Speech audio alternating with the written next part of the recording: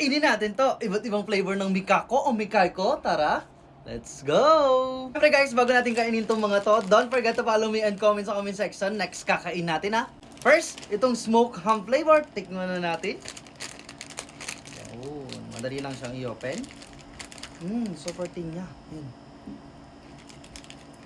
Naman, chicken flavor. Ito yun. Tikman natin. Ang dali lang niya buksan. Galing, nice. Iba naman yung texture niya. Isa sobrang nipis. Ito naman is pahaba siya yun. Next naman, seaweed flavor. Guys, comment din kayo sa comment section kung taga saan kayo para alam natin kung hanggang saan nakakarating yung video natin. At comment din kayo sa comment section kung ano mas favorite niyo dyan or nakakain na din ba kayo na to. Tikman natin. Ako kasi yun lang.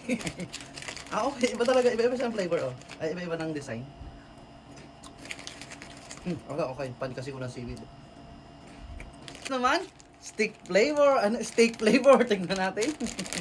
Ang daming flavor ng Mikaiko o Mikako. Tingnan natin. Okay din to. Comment dyan sa comment section kung ano mas favorite nyo sa kinakain natin na yan